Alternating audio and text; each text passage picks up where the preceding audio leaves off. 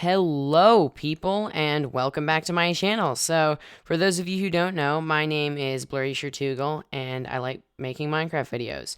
And what I am going to be showing you today is one of my favorite data packs that I made.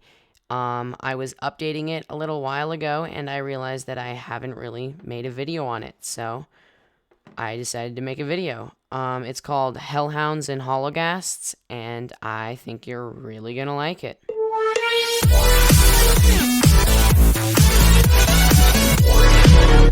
So here we are in my Google Chrome browser. You can open up whatever browser you want, doesn't actually matter.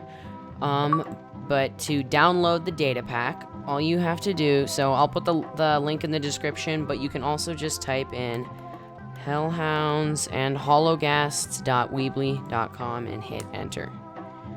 Like I said, I'll also put that in the description. If you want to sign up for my update notification, you can put your email in there. You can check out the wiki.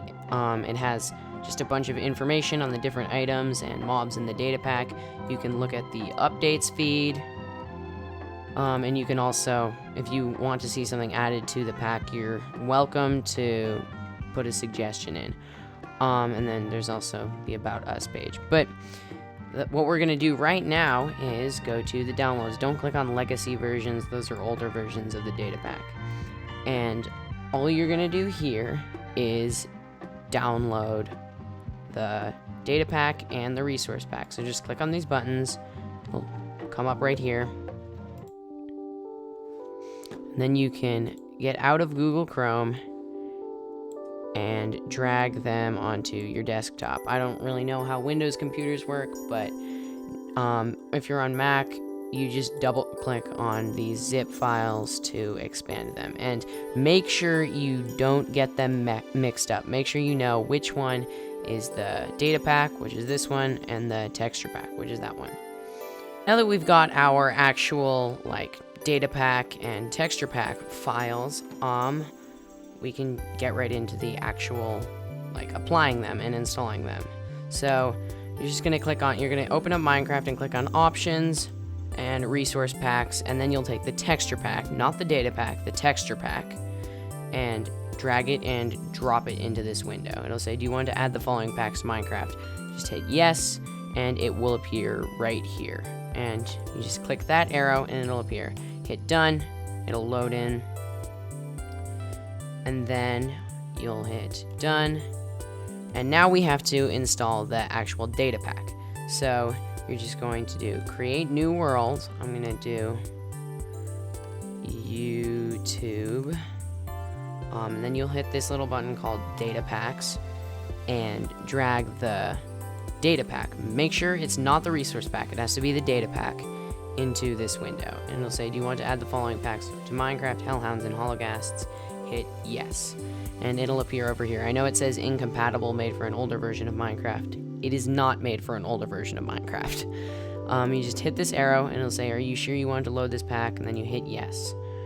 Hit done, it'll validate the selected packs, and then you can make it survival, hardcore, creative, it doesn't really matter. I'm just going to use creative so that I can show you what the data pack has to offer.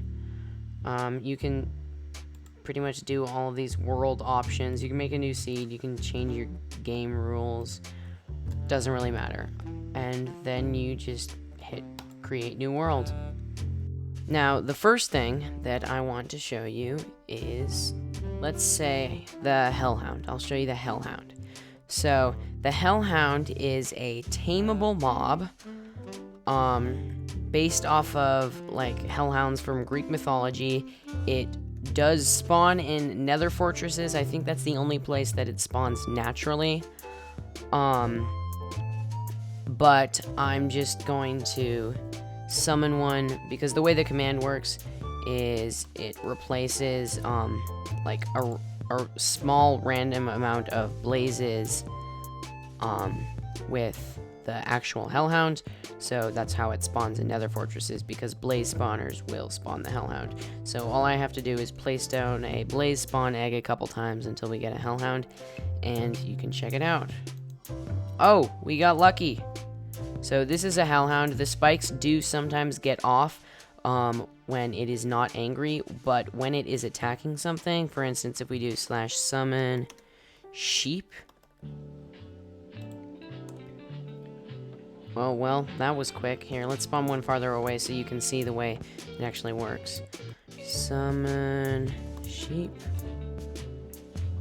As you can see, the spikes go right back into alignment when it is attacking something, and then go back out of alignment when it's all cute and nice. It is tameable. If you get a bone, you can tame it. Let's go a couple times. There we go. It's tamed. It will follow us. And yeah, personally, I think it's pretty cute, honestly. So yeah, that is the Hellhound. The second mob I want to show you is the Hollowgast, and you'll see why I decided to head over to this village to show you that one in a second. But just for some quick info, the Hollowgast does not actually spawn naturally. It has to be summoned, and the way you do that is through the use of a Hollowgast summoning staff. So I'll show you how to craft that right now. So you need 4 blocks of obsidian. You need a block of redstone. And finally, you need a nether star. And now, if you've seen my Entity 303 video, it's just like that. You're just going to craft the staff by throwing these onto the ground. And you will get this pretty awesome looking staff. And you can see how you look holding the staff. Pretty awesome. So this is the Hollowgast summoning staff. Now, if you are in survival, the staff will actually self-destruct as soon as a Hollowgast is summoned, because otherwise you could just go around summoning Hollowgasts everywhere. And since they're they're technically a boss mob, that would be too overpowered. But since I'm in creative, it will not self-destruct. And now you're going to see why I decided to come into the village for this one. So let's do /time set night, and let's summon the Hollowgast. So this is the Hollowgast. He is pretty creepy. He will go after villagers. It looks like he's heading for this one. He is a boss mob, so he does have a whole lot of health, and yeah, he does a pretty large amount of damage, and yeah, he's just generally terrifying. He will go after villagers, as you can see, but he goes after players over villagers. If he has the chance to go after a player or a villager, he will go after the villager. You can see he's got these creepy tentacles coming out of his mouth. If you have Optifine installed, once it comes out for 1.16, his eyes will also glow, which is also rather terrifying, and he is ridiculously powerful. Now, so since he does not do a humongous amount of damage, but he does a fair bit of damage, and his main thing is that he has way too much health. So I don't actually have time to kill him right now, so I'm just gonna trap him in this house. Oh, look, a zombie villager. Okay, so I'm just gonna kill him, just so you can see what he drops. So when he's killed, he might drop some rotten flesh, doesn't really matter. But the main thing that he drops is this thing called a hollow scythe. This is probably even more overpowered than the moon cut from my Entity 303 command. It has a redonkulous amount of knockback, and it's pretty much enough to one-shot almost any mob. So if we go after this skeleton right here, gone. Creeper, gone. Gone. I think the only mobs that it will not one-shot are boss mobs. So the Hollowgast, it will not one-shot a Hollowgast. It won't one-shot an Ender Dragon, and it also will not one-shot a Wither or an Elder Guardian. Actually, I don't know about the Elder Guardian. It might one-shot an Elder Guardian. I've never tested it out. So you can test out whether or not it'll one-shot an Elder Guardian if you download the data pack. So let's do time, set, day. And the next mob I want to show you is the final mob so far. It's called a Willow the Wisp. And every couple of rabbits that spawn, there will also be a Willow the Wisp, which is how I made it spawn naturally. So I'm just going to get a rabbit spawn egg. And the reason that the Willow the Wisp doesn't spawn in the place of the rabbit, it just spawns at the rabbit, at like every couple of rabbits, is because I feel like rabbits are fairly rare Minecraft mobs, and I didn't want to replace them. So let's spawn one. Oh, we got one right here. They can't, since they're made out of vexes, they can go through the ground and walls. They will just dart around. They'll be cheerful, they'll giggle at you, and then they'll viciously attack you. This is what they look like. They have pretty low health, and they don't do a whole lot of damage, but they're also very fast, especially when they're attacking you. And they can go through walls, as I'm sure you saw. So there we go. When killed, they drop this other special item called fairy dust. And to show you what fairy dust is for, I will need 5 more bits of fairy dust. So let's just go here. In case you didn't know, just a little fun fact. If you middle click on an item in your inventory, you get a stack of it. So we can get that. And then the next things that you need to craft what fairy dust is used for are you need a blaze rod and an iron ingot.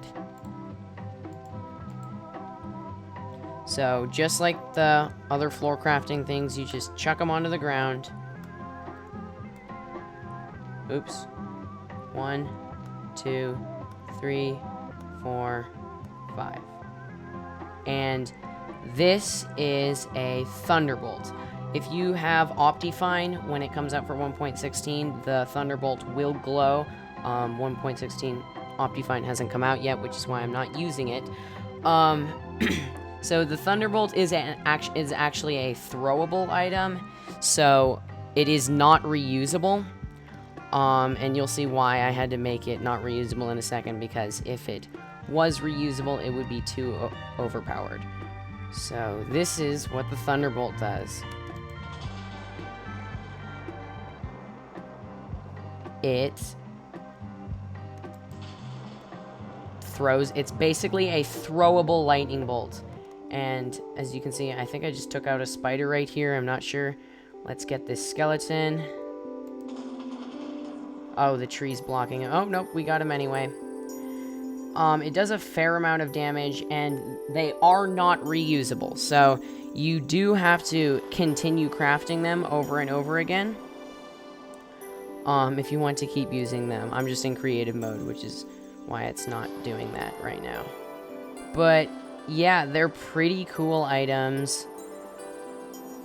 This is all that the data pack has so far. I do have several updates planned, and if I get enough likes on this video, I will make sure to post more videos with each update that comes out. I say comes out with each update that I make. And I think that'll just about wrap it up for today. If you enjoyed this video, make sure to leave a like. If you want to see more, then subscribe, and I will see you in the next video.